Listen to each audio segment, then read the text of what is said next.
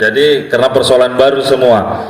Di sini saya sempat baca dan ini menarik karena Konawe Selatan ini adalah mayoritas petani dan hasil pertanian itu mayoritas beras.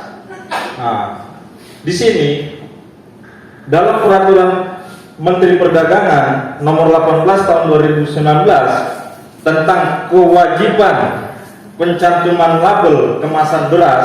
Nah, ini yang tidak pernah dipikirkan ini Bu Ketua. Jadi ini yang perlu harus kita pikirkan tentang pencantuman label kemasan beras.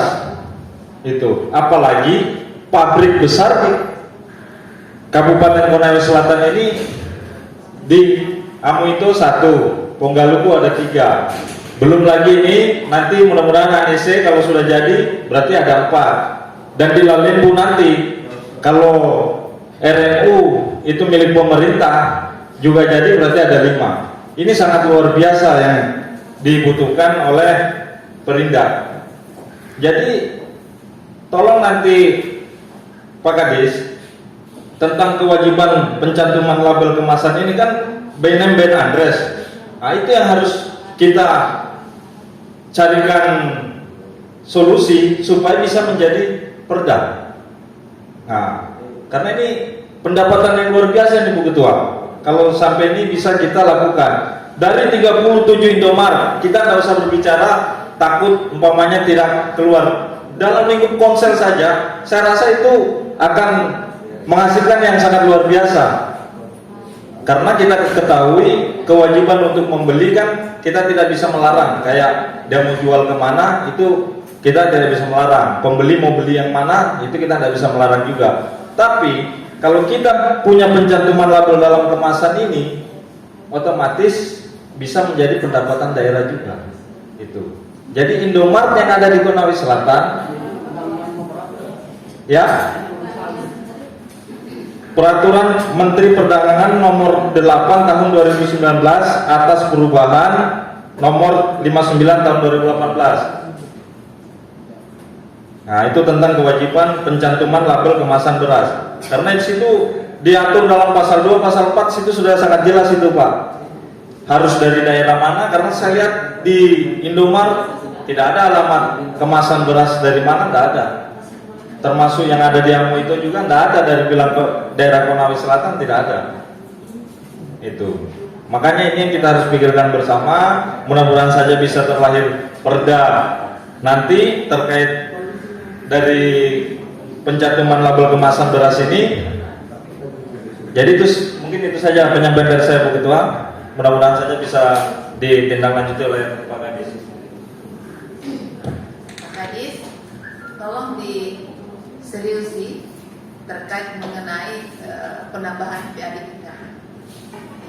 Makanya tadi dari awal kan belum terjawab bagaimana standar pemberian target PAD terhadap OPD-OPD termasuk di Bepida. Kan tidak ujuk-ujuk langsung dari 300, 800, 1,5. Pasti ada telaahnya kan itu. Tetapi karena Pak Kadis tadi hanya mengatakan objeknya cuma 10 pasar, yang lain itu tergantung Pak Desa memasukkan. Saya kira ini Pak Kadis, kita akan rapat teknis dengan BPMD terkait masalah desa. Kami walaupun kami selalu diserang kalau reses terkait pasar desa yang sudah diintervensi oleh kabupaten, tapi kami selalu berpihak terhadap bagaimana PAD kita bisa baik di Konawe Selatan. Ini kita tolong dicatat agenda selanjutnya. Yang pertama nanti ketika nanti kita rapat kerja, kami akan tanyakan sejauh mana progres terkait peningkatan PAD kita di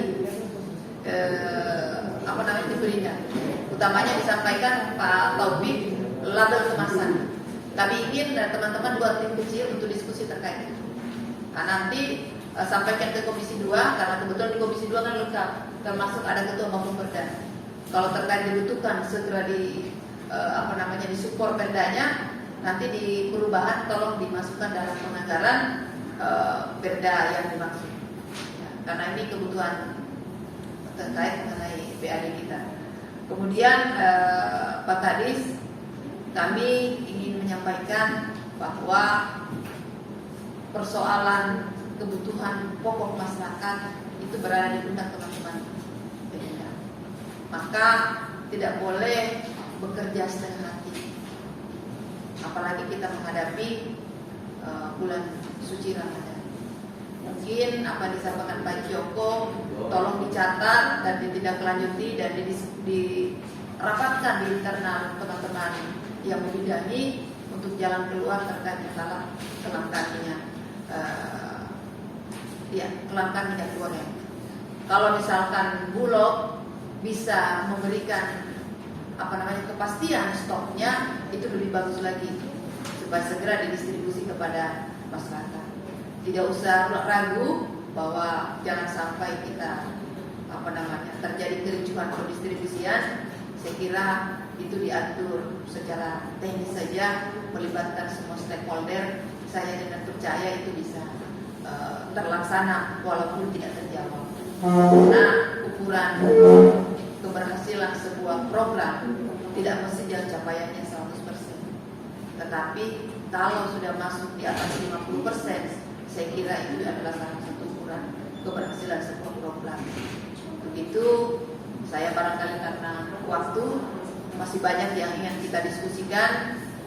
Satu hal lagi Pak Kadis, teman-teman Komisi 2 ini akan berupaya berkomunikasi yang baik dengan teman-teman Pemda supaya nanti pada saat pembahasan kami justru yang akan mengawal program Bapak dan Ibu.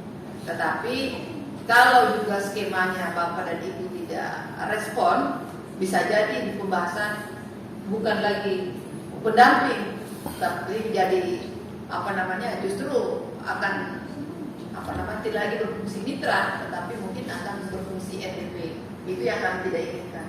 Sehingga kami berharap kegiatan-kegiatan Komisi 2 dengan mitra itu bisa kita jalankan secara baik untuk kepentingan masyarakat Konawe Selatan. Mungkin itu. Terima kasih telah hadir bersama-sama. Sebagai penutup, walaupun sudah ada